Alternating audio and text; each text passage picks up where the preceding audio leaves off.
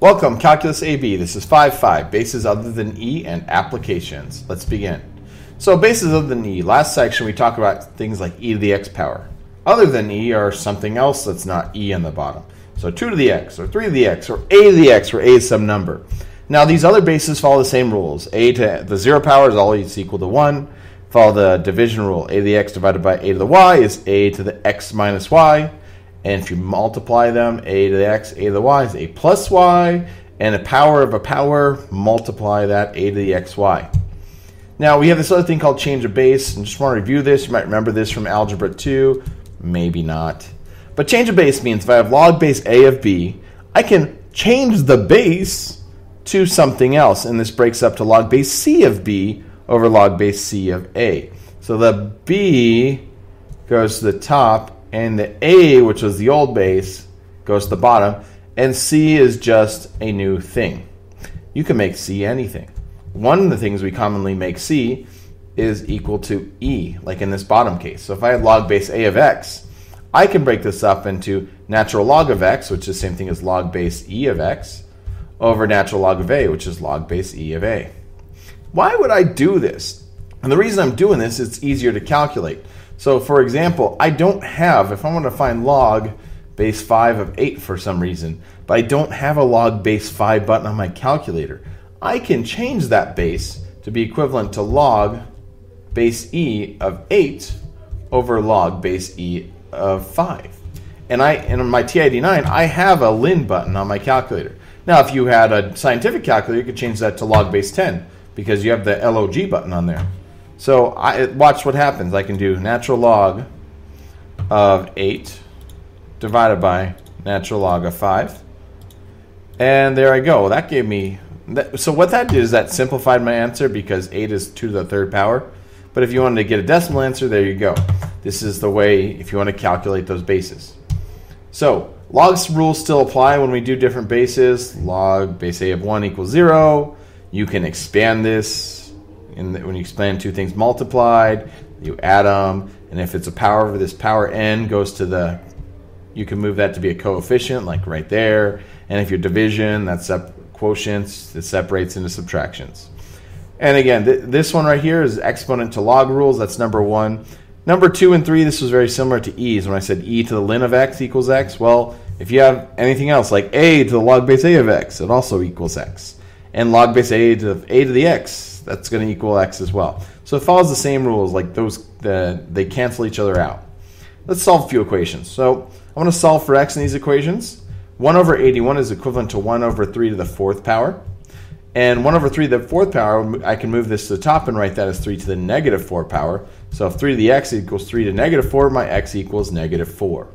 On the left-hand side here, log base 2 of x equals 4. I want to convert this to exponential format, so 2 to the negative 4 power equals x. Well, 2 to the negative 4 is the same thing as 1 over 2 to the positive 4, and that is the same thing as 1 over 16. So my x equals 1/16. Now, let's get to the calculus. Write these down. Differentiation, integration with different bases other than e. This is important. Make this really annoying and big in your notes. The derivative of a to the x is natural log of a times a to the x. The derivative of log base a of x is 1 over natural log of a times x. And this, if you're following the old rules, like what happens if your a equals e? So you have the derivative, like is this going to follow the same rules of e to the x? Well, then you're just going to have natural log of e times e to the x. And natural log of e is 1. So 1 times e to the x, which is just e to the x. Same thing's going to happen on the other side here. If I did log base e of x, well, that would, in derivative of this, I would have 1 over natural log of e times x, which is 1, so 1 over x, and that's what the derivative of ln of x was. So there you go. Let's actually apply those in a few other cases. So, and again, things like chain rule, product rule, quotient rule, they all still apply.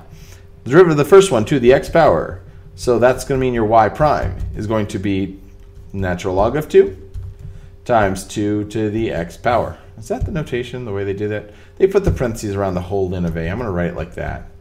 Ln of 2 times 2 to the x power. Just either way is fine. I'm just going to try to keep it like the book. The next one, y equals 2 to the 3x power. Remember the chain rule here, so your y prime is going to equal natural log of 2 times 2 to the 3x power. But then chain rule, derivative of that 3x is going to be times 3. And let's write that 3 in front. 3 natural log of 2 times 2 to the 3x power. Let's actually plug that into a calculator, T89 right here. So derivative of 2 to the exponent, I'm going to parentheses around this 3x power. With respect to x, and what do I get? 3 times natural log of 2 times 8 to the x power. That's not what I got here, but let's see why they got that. 2 to the third power of this x, so if I'm just doing this little section right here, that's 2, I can break that up and say 2 cubed times x, the power of the power rule. Well, 2 cubes 8, that's 8x. So really 2 to the 3x power is 8 to the x power. So that is a valid thing to do. I could have even have written this way over here and said that's y equals 8 to the x power, and I would have got the same answer. All right, let's go to C. Moving on. So log base 10 of cosine of x. Log, since it's base 10 this time, it's going to be your y prime is going to equal 1 over natural log of 10 times cosine of x, but then chain rule times negative sine of x on top. If I clean that up a little bit, and it's not looking too clean in here, negative sine of x divided by natural log of 10 times cosine of x. All right, let's do that last one. In that last one, you have log base 3 of square root of x over x plus 5. What I'm going to do, you can do this in a few different ways. I don't like having the quotient. I'm going to split this up. So it's log base 3 of square root of x minus log base 3 of x plus 5. So derivative of this first one here, it's going to be, so if I want to find my y prime, derivative of this one's going to be log base 3 of x. So I'm going to say 1 over ln of 3 times the square root of x. And then what's the derivative of square root of x? So, and that's going to be, if you don't remember, 1 over 2 square root of x. Yep.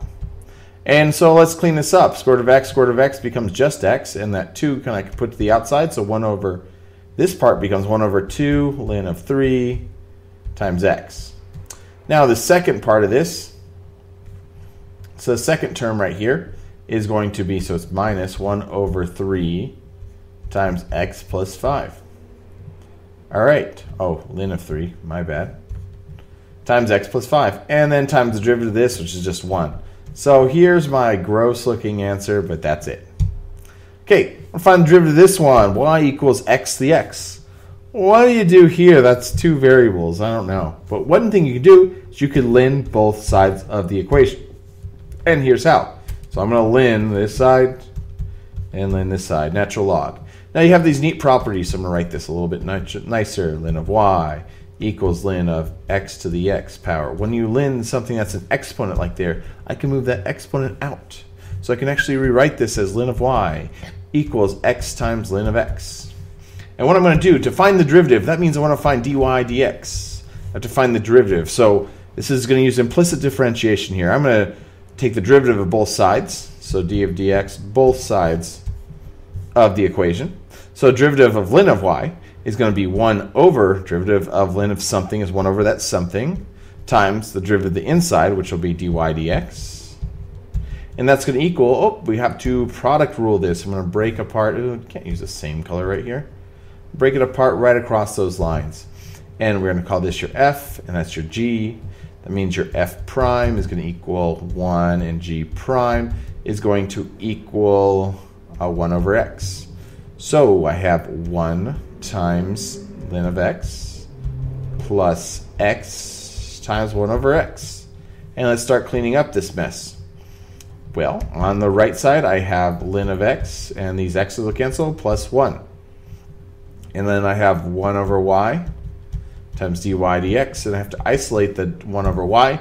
So I'll multiply both sides of the equation by y. And when you get this, your dy dx can equal, I can just say, I'm going to say 1 plus the ln of x, because just to make sure that 1 doesn't look like it's part of ln of x, times y. And you know what? You're done. All right. I'm not going to go through these examples now. We'll do this in class. We'll finish here.